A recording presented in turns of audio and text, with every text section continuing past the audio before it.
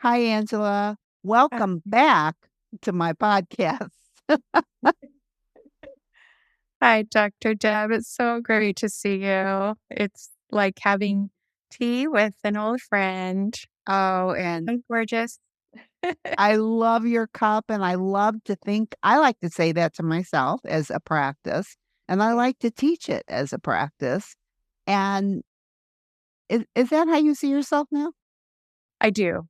I Uh, absolutely do. It's something I'm really mindful about how I speak with myself and when I get off track because I had 50 years of not or 45 years. I don't know. I think it's been a few years since we were together. yeah. I'm 50 now. I think maybe I was about 47 and, it takes it I think it's just gonna be practice, what is it? Progress, not perfection over the course of my life, and so instead of getting angry at myself, it's, "Oh, Angela, let's just find a better way," but it's getting easier and easier it's becoming part of my everyday. And I recognize it in other people. I recognize it with my patients, with the people that I love the most, and it's really interesting to be able to share that with them. Just that's the small little things that we tell to ourselves Yeah. make the biggest difference in our lives. How you talk to yourself and the thoughts that you think about yourself that you say to yourself on an ongoing basis makes a Yeah, very big difference, right? yeah, yeah. So, with saying that, what I want everybody to know as they're listening to us is that you and I worked together probably something like about 3 years ago, I think. And it was a beautiful experience for me. I loved every minute of working with you because I know how much work that you did, and I know how many walls you came up across that you went through. And that is delightful in itself as a coach to be able to watch somebody. Well, I wear my butterfly earrings because I always think of transformation, to watch you transform, which I did see you do 3 years ago. But after that, I let my butterflies go, and I hope for the best for them, and of course, I did for you and assumed everything would be wonderful, but there is nothing like getting another letter, which you sent me on Instagram Yeah. 3 years later, telling me who you are, which I knew instantly who you were, but to tell me about how well you're doing is this is what this podcast is about, is I think everybody has who listens to this podcast has an idea that there are a lot of people that I work with that have transformations. But I think it's really important to know, and what I wanna talk about today is before and after. So, first, I think just to bring everybody up to speed as to where you were when we first started talking and where you are now, I'll kinda lead you through it, but if you can remember where you were mentally and physically 3 years ago when we made the decision to work together and you decided to hire me as a coach. Where were you? What was your experience like with yourself, with food, with relationships overall? Yeah. So with regard to myself, Yeah. well, I did not put myself first. It was, I'm a giver, a naturally giver. I was taught that. I believe I was taught that, or that was my belief. Yeah. And I truly, it's what we do. That's how we connect in this world. And I didn't understand the boundaries around that. Uh, Of I how to didn't. put yourself of how to put Yes. yourself first. I did not understand how to put myself first Mhm. and and as associate that as actually being really good for the rest of everyone around me. Yeah. not just myself. When we put ourselves first, it's the best thing to do for the world around us because we can give so much more. You With say regard that with ease now, Yes. and that is not what we're talking about. That is exactly where you were not there Yeah. at the time, is I think you believed the opposite, is that Oh, you had to give and give and give and wear yourself out, and yeah. that other people were more important than you. Yeah, I remember just our conversations about time and the work that I did back then Yeah. and the relationships that I had and just the simple reframes on it, the discussions that we had and the aha moments and I'm thinking, "Oh my goodness, the only thing that I have to change here is my attitude and the way I think about this. And Mhm. then I can change my language and that's it. That's all I have to do. That's really that's where it starts. That's where it begins. I know I'm oversimplifying this and this has been a 3-year many year, but this has been a 3-year and Yes. it's every day. Mhm. It's an everyday progression, growth, development, and it's Mhm. investment. I'm investing, every moment in myself and it just feels very good. Food, I think that weight challenge was a symptom of sort of how I was feeling about myself and how I was putting myself last. Mhm. When holidays are a good time for us to kind of check in because more food comes into the Yes. office, more food comes into the home. And, I'm really regimented about what I eat. And I'm a good, what did I say? At You're least regimented. You mean you're regimented how you eat now? I'm regimented how I eat now as far as I listen to my body. I eat really, really healthy foods. If I eat one meal a day, I don't judge it. I don't say, gosh, I'm supposed to eat 3 meals a day. Well, Mhm. that's just I don't think I've had 3 meals a day in a while. It's Mhm. just not something that I've and you and I had that was something that you and I had recognized, while we were working together. I had recognized through just listening to my body and You mean like and listening to your body, like when it's time to eat, when it's time to stop, as exactly, opposed to the clock? exactly. It never even occurred to me to think about hunger and when it was just, "Okay, clock out at 11:30 because I clocked in at 7:30, let's eat." I don't do that anymore. If I eat at, 11:30 or if I eat at 2 o'clock as my first meal, and if I eat at 2 o'clock, sometimes I don't, eat for the rest of the day. It's Because you're just not hungry. because I'm not hungry. It's a moving target, Yeah.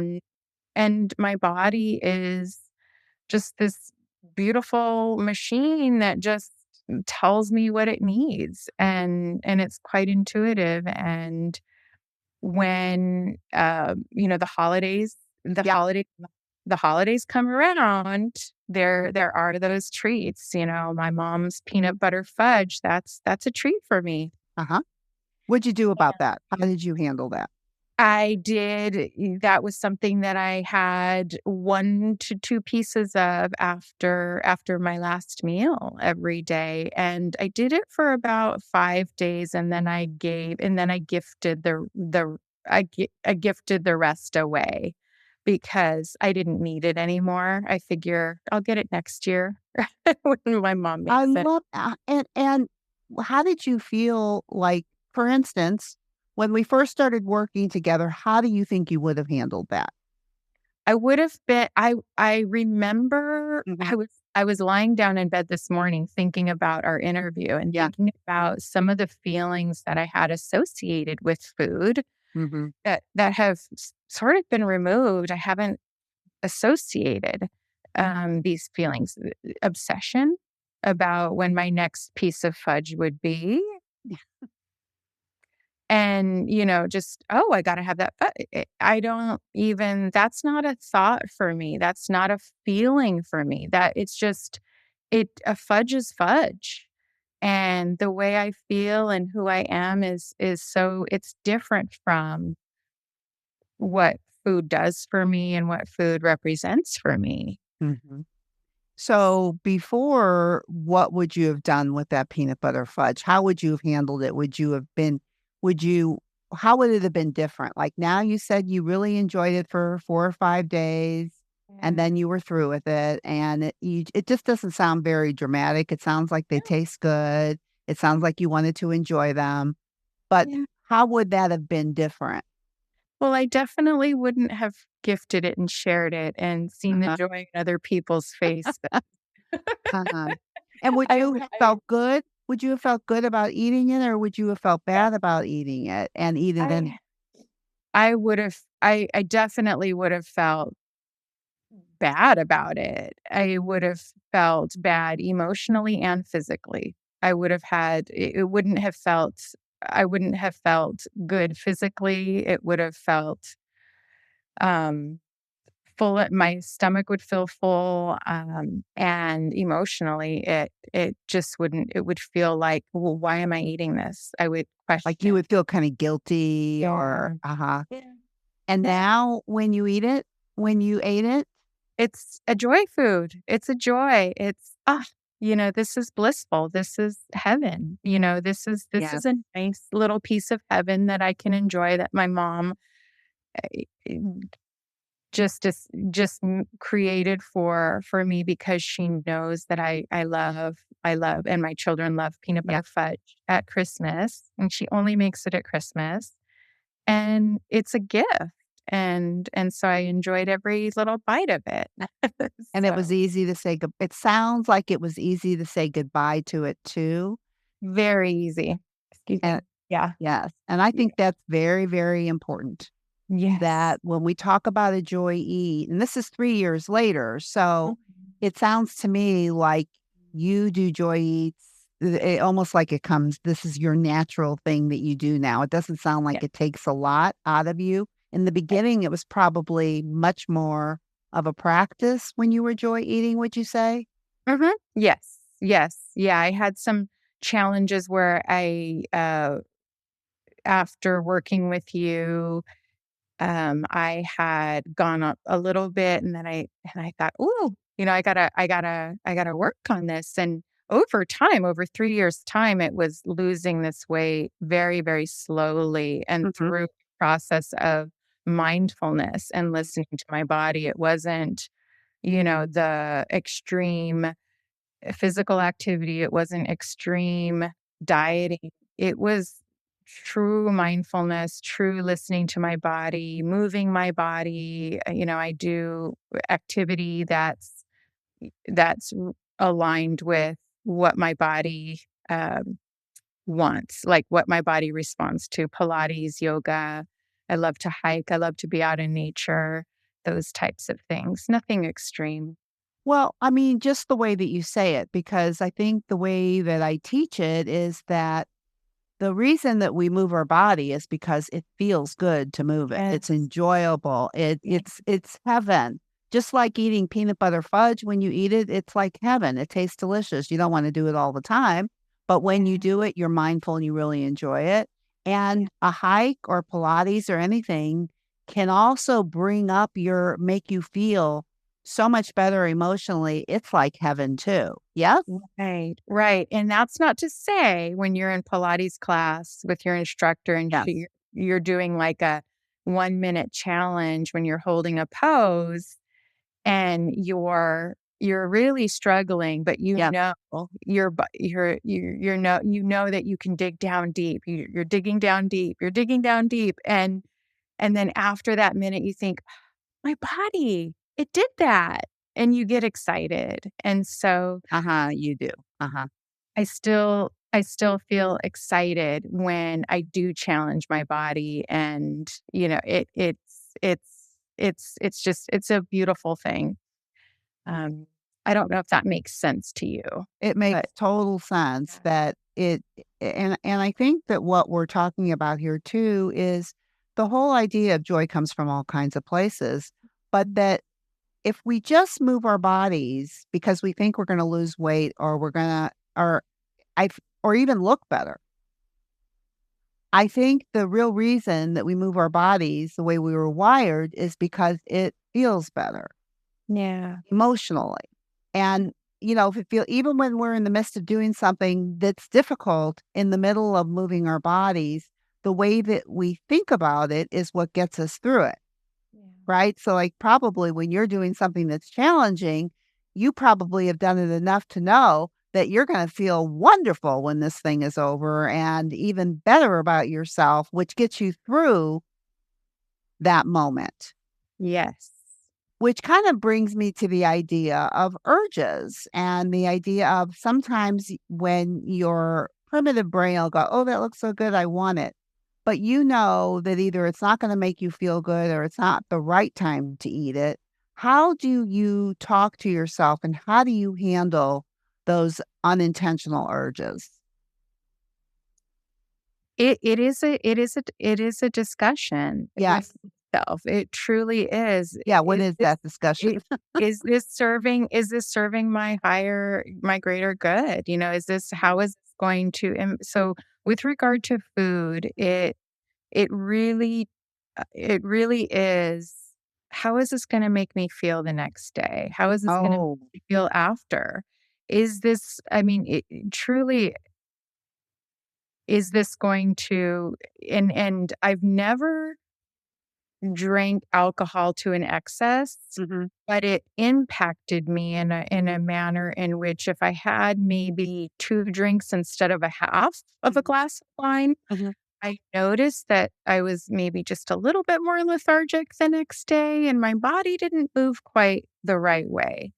The same thing with excessive sugar. If I take a lot of sugar in the form of complex carbohydrates or just like cakes and cookies, so Mhm. I just question myself. Do I I see. do I really, is it worth it? Is it worth feeling my body feeling that way the next day? And I take that moment.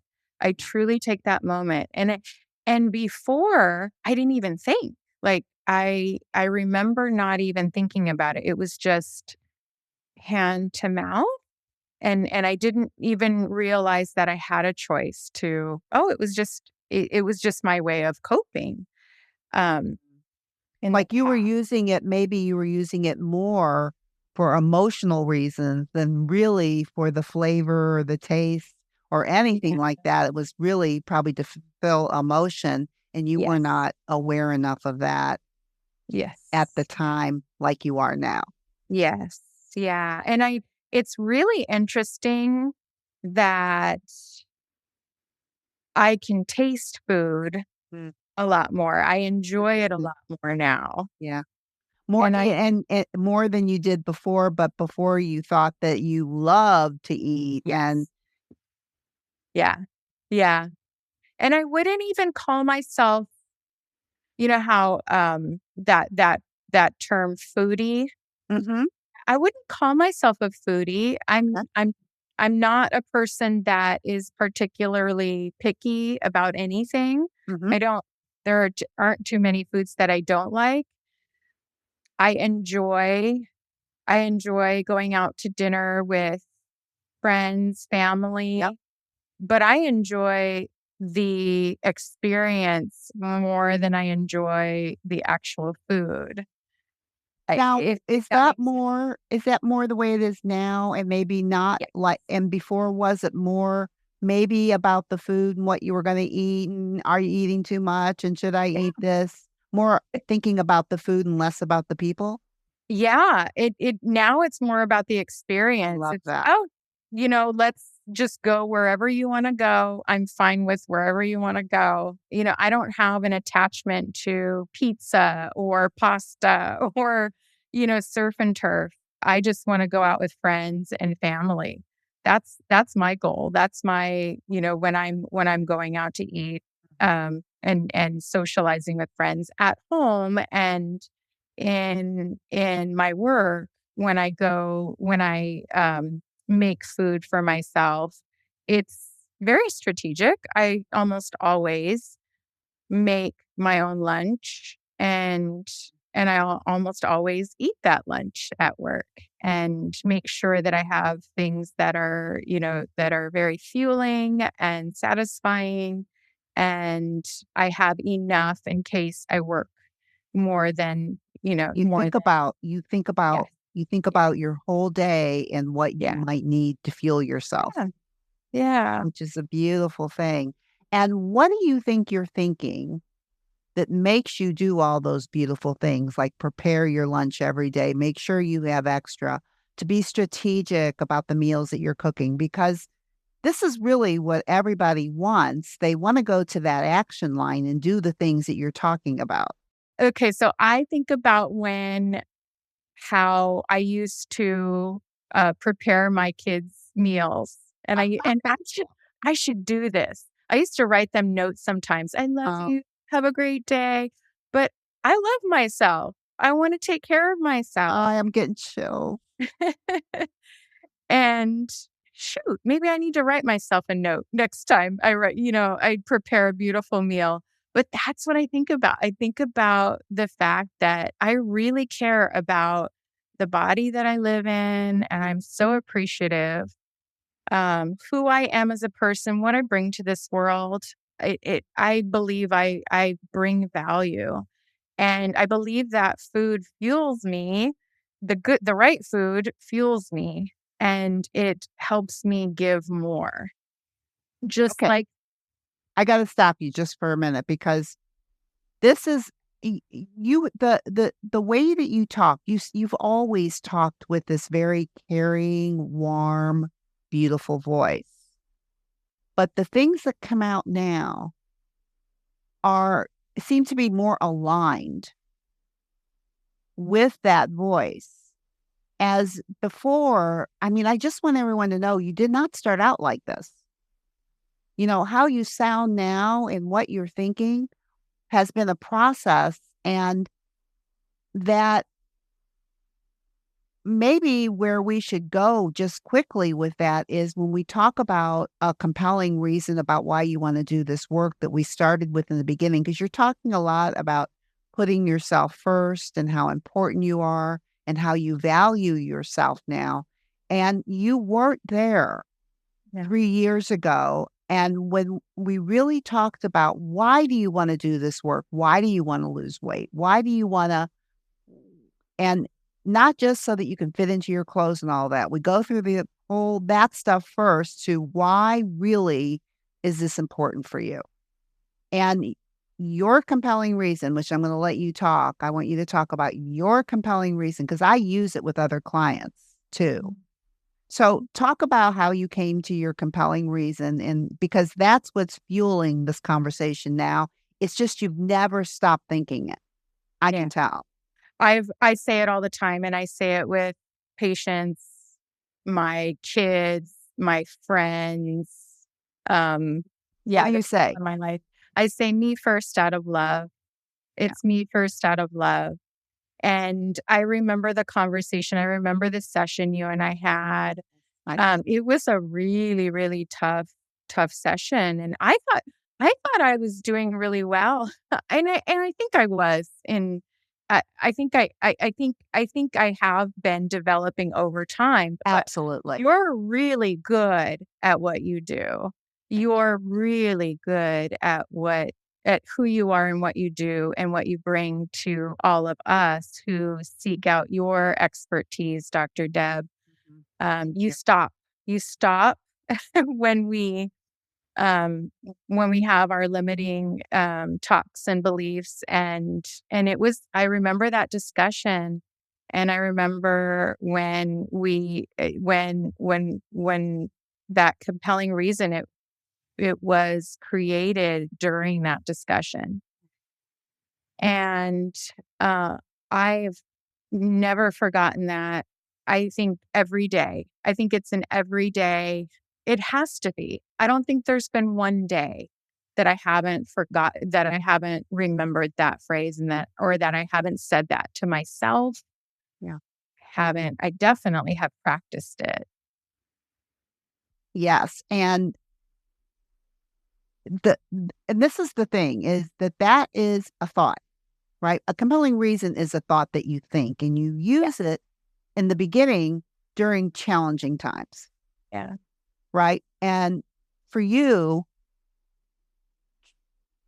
I think when we started working, your husband had passed away, right? I mean, Yeah, yeah. I don't remember what the time span was, but it wasn't. It was about 2 years. Yeah.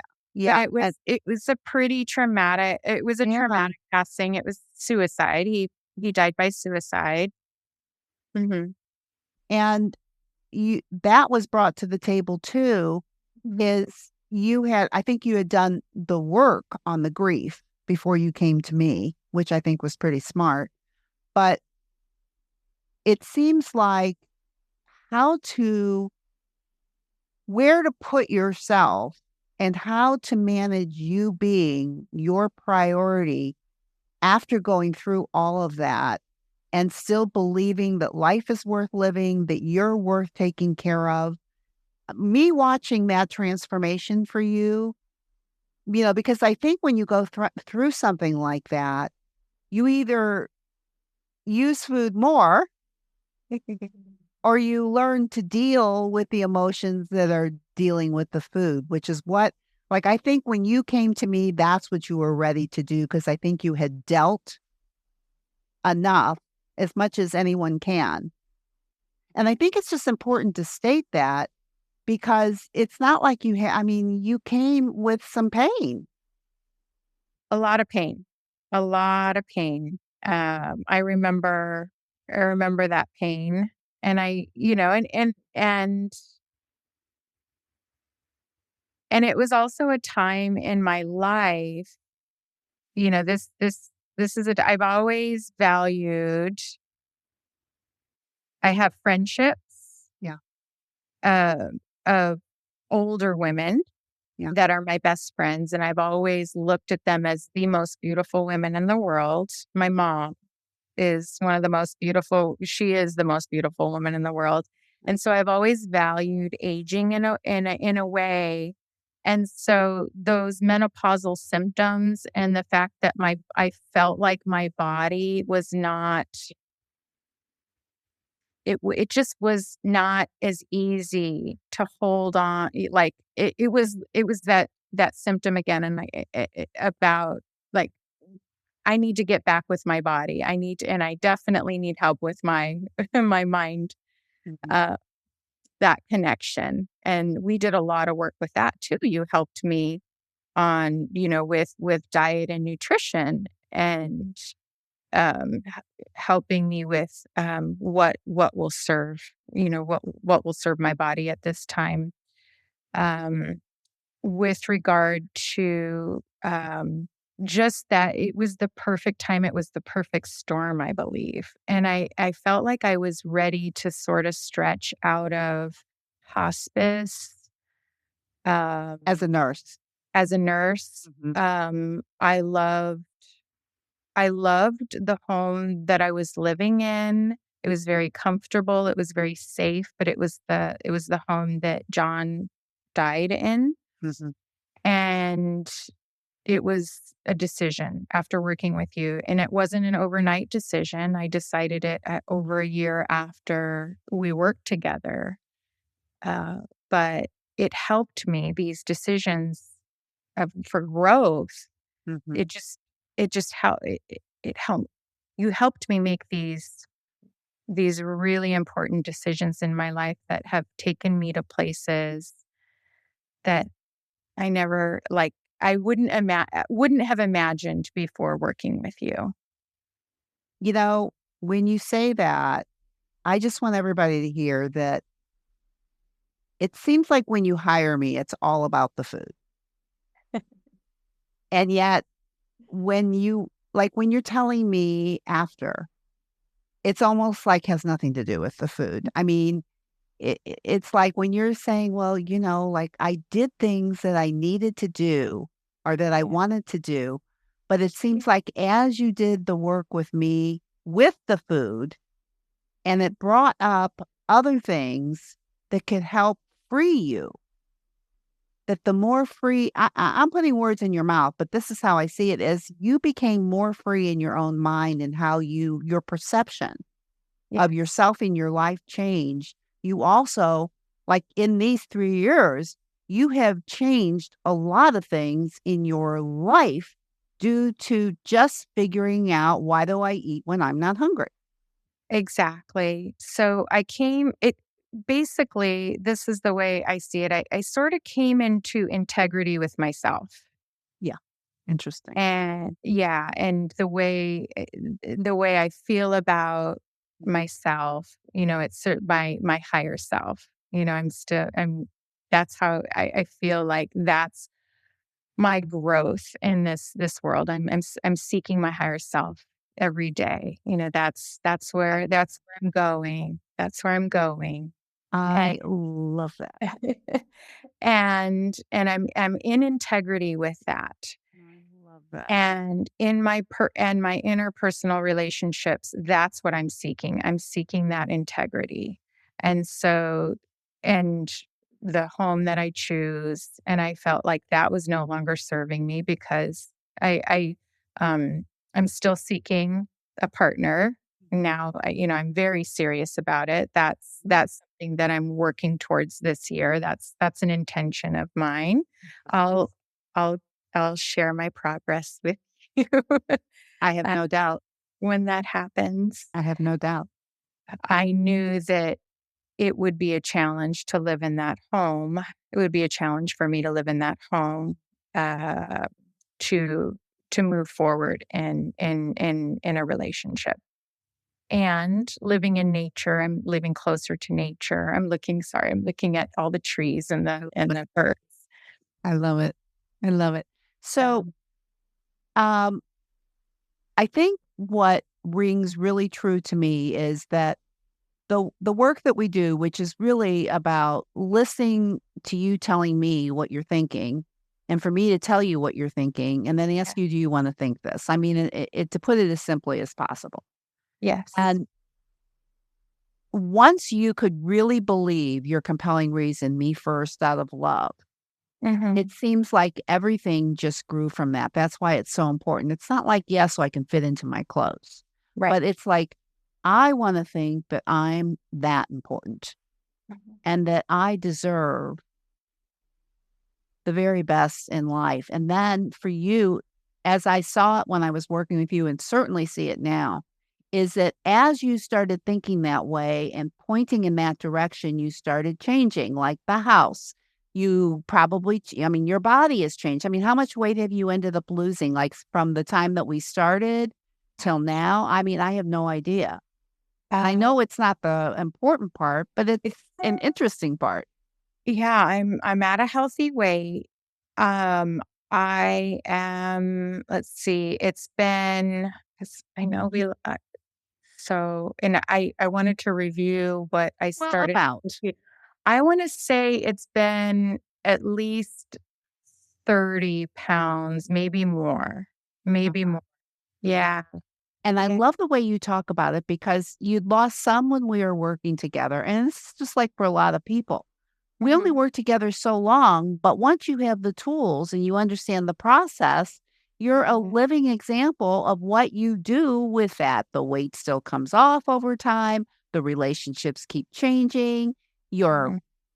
you changed your career basically. You went from one kind of nursing to another kind of nursing based on changing the way that you think about what you want out of your life and how important you are to yourself. It's like giving your best friend everything they want. That's how I see you now, as you being your best friend and going, "Sweetheart, what do you want?"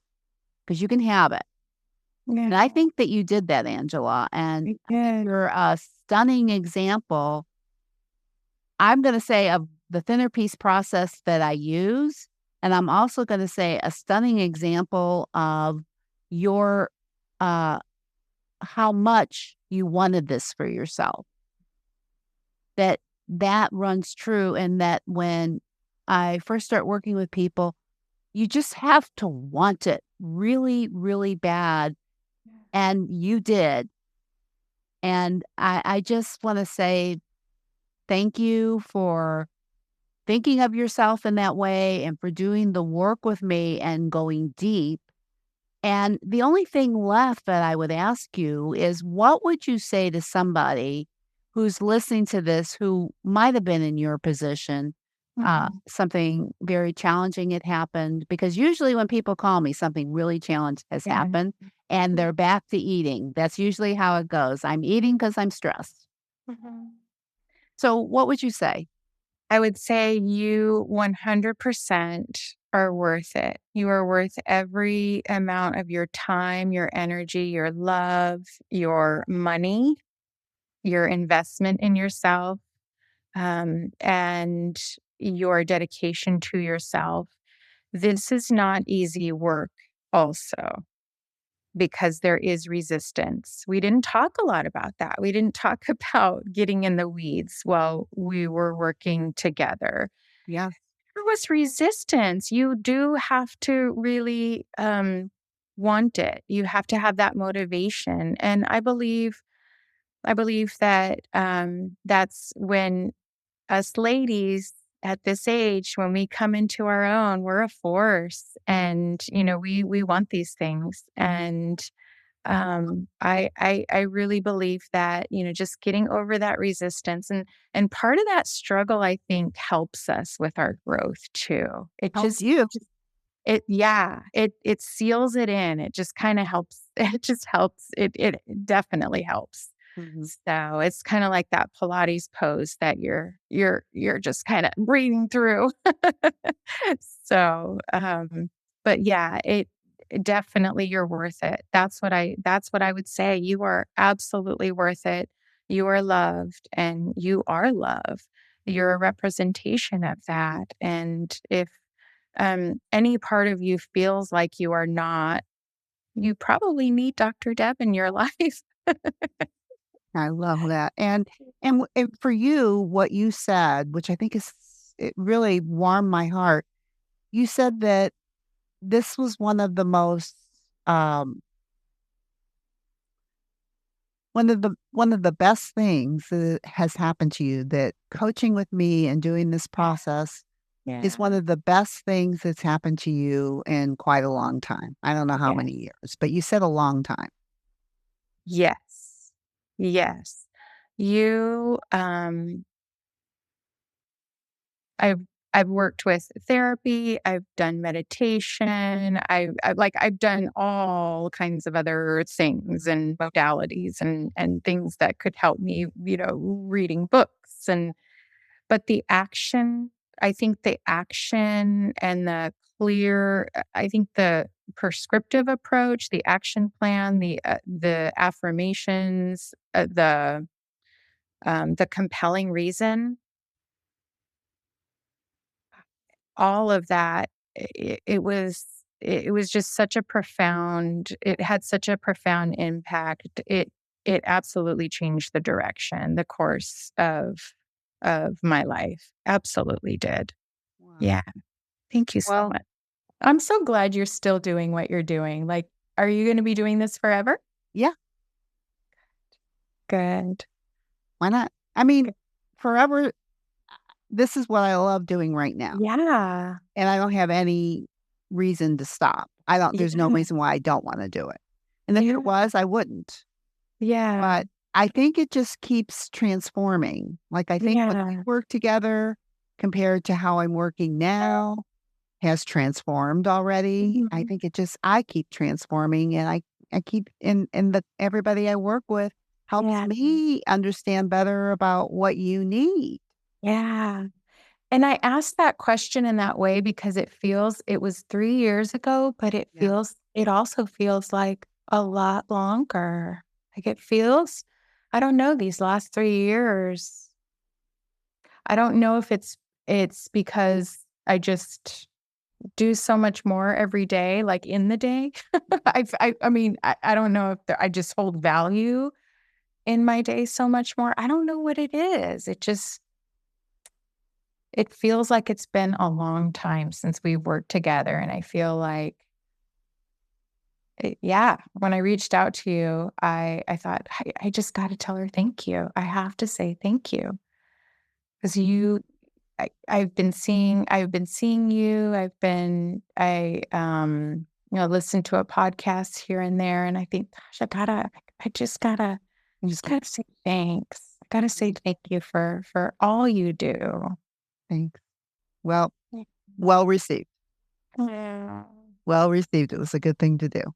Oh my gosh. Thank you, Angela. Thank you for coming back and sharing your wisdom with us. And I remember that I loved every minute of working with you, and I love every minute of talking with you now.